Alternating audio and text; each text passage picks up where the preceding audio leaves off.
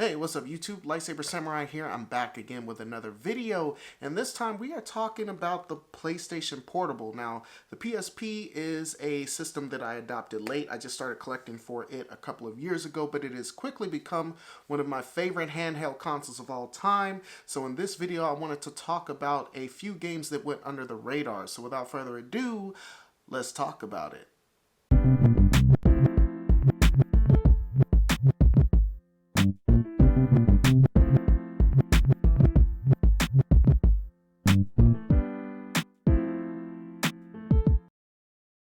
Okay, so the first game on the list is brought to us by Sony themselves. This was released in the early days of the PSP. This came out in 2006, and the first game I want to talk about was Gangs of London. This is kind of an open world game. Again, it takes place in London. The vibe of it actually reminds me a lot of like The Getaway. In this game, you'll play as a member of one of like 5 different gangs, and you'll play through, these different storylines to basically take over all of London. This game, like I said, its vibes very much a nice little open world game. London is pretty detailed in this. The graphics in general are actually pretty good for an early PSP game. Frame rates are nice and smooth. Textures are nice and smooth. There is a little pop in here and there when you're driving through the cities, or when there's like if you're being chased, if there's some heavy action going on the road. But all in all, I really like the way this game plays. Another unique thing about this game is its command system, and so in most missions you'll be joined by like a party of thugs if you guys go in and attack an enemy stronghold, for instance, and each member of your party will have a different loadout. And so the cool thing about that is you can actually switch control of different members of your party to get a different variety of weapons. So for instance, if you're on the outside working your way towards the interior, you might switch to the party member that has the long range rifle to take out enemies, and as you get close, maybe if you're wanting to clear rooms, you can switch to the buddy of yours that's holding the shotgun, and so then you can go on with the shotgun and clear out rooms. The only issues I had was some of the city itself is broken up into several sections of London, and some of those sections are actually pretty small.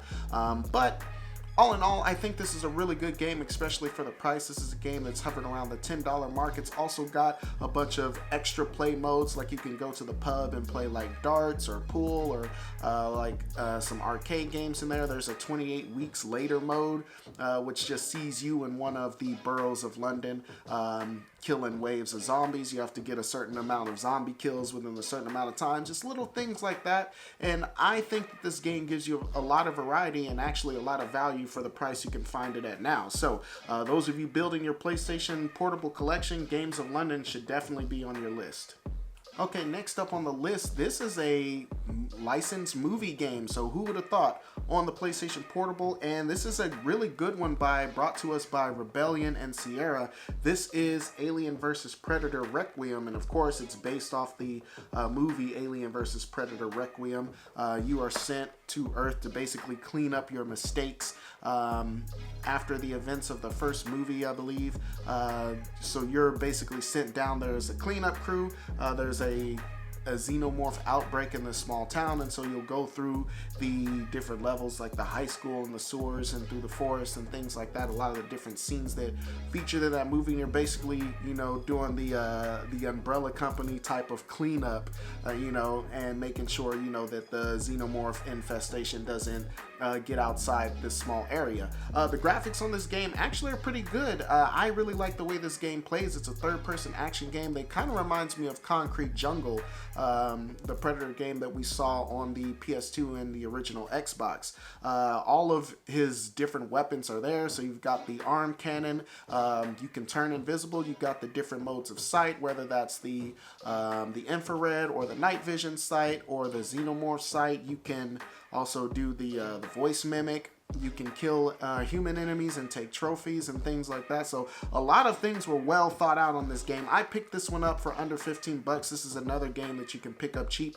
And for the most part, you'll see that a lot of games on the PSP can still be had for an affordable price. If you see Alien vs. Predator Requiem, this is definitely a really cool game to add to the collection, and a game that didn't get released on the other system, so I feel like this one may become expensive in the future. Okay, moving on to the next game on the list. This is a game that I have talked about before, but not in a PlayStation, in a PSP video. This is a great game brought to us by Red Mile. This one is Grip Shift on the PSP, and this one is a cool mix of racing, platforming, and puzzle. This is a really cool game. You'll, like I said, play on a bunch of different courses, and some of the courses will be straight up race courses. Some of them you'll be racing against the clock. Some of them you're racing against other enemies. And in that sense, it's more of a combat racer because you can pick up items like Nitro Boost, and you can pick up rockets and things like that to attack, rival, opponents with. It also has some really cool platforming type of tracks where you'll have to go on the track and kind of drive over levers that'll trigger different platforms, and parts of the track will rise and lower and move to other sections of the map, and you'll have to drive on those platforms or make jumps to land on platforms to move around. The other part is, like it's got different puzzles. Like I said, you'll have to go to activate different levers to open up parts of the track to get to the finish. And of course, you're graded on a scoring system, whether, like bronze, silver, or gold stars. So you can keep going back and forth till you max out all the scores on that. This actually is a really tough game though, and the toughest thing about this game is staying on the track. Most of the tracks take place up in the middle of the sky, and so you can fall off into oblivion. And with that, my only issue is sometimes the control is not the best, at least what I found. It takes a while to get the hang of the drifting mechanics and things like that, and sometimes, you want to just go, top speed throughout each track, but some parts of the track you actually have to be more strategic and slow down and, turn around. And, like I said, especially when it comes to those platforming sections where you have to activate levers and then, drive on different platforms to move to different sections of the map. So you can get your fix with your standard arcade racing, there's plenty of tracks where you're just going up against, a set amount of opponents, and you're using your weapon pickups to defeat enemies and to gain an advantage. And then again, the platforming sections, more thought to be put into those to get through those sections. Again, I really like the variety that this game brings, and it also has a really cool soundtrack. The theme song will get stuck in your head very quickly, and so every time I play this game, I have the Grip Shift theme song stuck in my head for several days after. Again, Grip Shift is a game, last time I checked, that can be had around the $10 mark, and it's totally worth that. So if you see Grip Shift, definitely this is a must add for the system.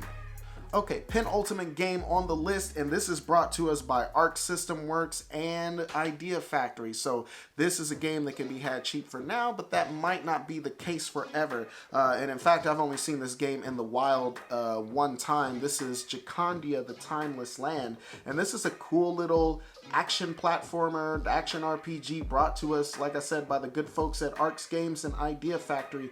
In this, you'll play as a group of high school students that get whisked off to this land of Jacondia, and basically the premise is that in the world of Jacondia, time does not exist, but the king, at least it's not supposed to exist, but Jacondia has been invaded by the King of Time, and the King of Time is causing all this corruption and devastation. And so it's up to you to set out on a quest to get through the various dungeons and eventually get to and defeat the King of Time. So this game does have a running clock in each section of the dungeons that you go to, and you want to get through those as fast as you can. At least that's what instinct is telling you, to defeat the enemies or collect all the items on the screen before you reach the door and get to the next section. But this game has a mechanic to where the longer you stay in a dungeon, then better items become available and things like that. So it really tries to encourage you to actually stay in the dungeons as long as you can, which is something I didn't realize at first. So I saw that clock and I'm like, oh crap, like really trying to get through. But actually it wants you to, if you want to get the stronger items, then you're encouraged to explore. The levels themselves are really nice and colorful. They are randomly generated, so every time you go into a dungeon, no two gameplays will be the same. Randomly generates all of the monsters and the platforms and things like that, which is really cool. The only thing I would say about that is sometimes it doesn't get it right. Like sometimes the levels will be laid out kind of janky. Like you can tell that they were just randomly thrown together. But like I said, most of the time it works. The art style is a double-edged sword to me. It has a really cool little cute, sprite-based art style, of days gone past, but I wish that, honestly, the game had more detail. It's a very simplistic sprite-based design, and that's kind of a shame, because when you look at some of the cutscenes or you look at like the opening cinematics, you see this really cool anime art that they definitely took a lot of time on, but in the actual gameplay, like none of that takes precedence. Again, like the sprites themselves, like everything looks good, everything looks clean, but I feel like they're very basic in design, and that could be because this is a handheld system and the levels are randomly generated, so maybe they needed to dumb it down a little bit to make that work better. But again, I think actually that I would have, preferred to not have randomly generated levels and have more detail and a better art style with the pixels themselves. Again, this is a game that can be had. I picked it up for $9.99, but again, Idea Factory and Arc System Works, when people really start collecting for the PSP, this will probably be one of the first games to disappear. So if you can find this on eBay or in the wild, definitely pick it up now while it's still cheap. And moving on to the final game on the list here, this also is brought to us by Arcs Games and Acquire. And most of you, if you remember the old PlayStation 1 days, Acquire, they are the developers of the original Tenchu games. So Tenchu Stealth Assassins and Tenchu Birth of the Assassins, those were made by Acquire before they lost the license to Activision and K2 or whoever started doing them after that. But I didn't realize that Acquire was still around, and they came out with this cool game that's only on the PSP. This is Gladiator Begins, and this is a game that really gives me Spartacus vibes. If you guys ever watched the old show that came on Stars, this is a pretty no-frills game. It doesn't have a super detailed story mode and things like that. And even the combat itself, the gameplay is pretty simplistic. You'll, as your gladiator, you will fight in the various arenas and games in Rome, and build your prestige. You can earn money to buy new equipment and new armor and new weapons and things like that. And honestly, when it comes to that part, the customization aspect of it is huge. You can build all types and all manner of gladiator, male or female.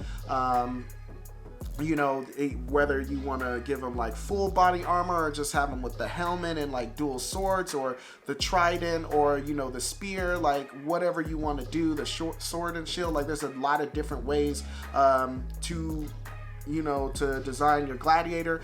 In battle, you can attack certain body parts, and you can attack the arms or the legs, or you can attack the head to knock their helmet off, and once you knock their helmet off, you can split their head open within a couple of swings after that. Of course, if you get your helmet knocked over, and same with your opponent, you can roll out of the way and re-pick up your helmet and put it back on your head and keep the fight going. So the combat is simplistic, but they thought about a lot of different aspects when it comes to it. And also, you have to be extremely careful, because there is an aspect of permadeath in this game where if your gladiator is killed, and of course you can go back to your last save point, but if your gladiator is killed, then if you want to go on, you have to start over with a new gladiator and re-equip that gladiator and kind of start it all over again. And so all in all, this was a super cool game. I'm having a blast with it. Again, the simplicity of it makes it a really nice pick up and play game. You can pick it up and play it for 10-15 minutes at a time and walk away completely satisfied. This is also a cheap game, but again, a game by Arcs and by Acquire of all people. This one I don't think got a lot of copies circulating around there, and of course this is exclusive to the PSP, so this one could become rare in the future. If you see it, it's definitely worth it. Definitely pick it up. Alright guys, I do believe that's all I got for you, but let's talk about it in the comment section below. Questions, comments, concerns, threats. What are some hidden gems that you know about on the PSP? As always, if you like this content, go ahead, hit that like button, subscribe. If you haven't done so already, you'll be glad you did. I do believe that's all I got for you. Lightsaber Samurai out, and peace.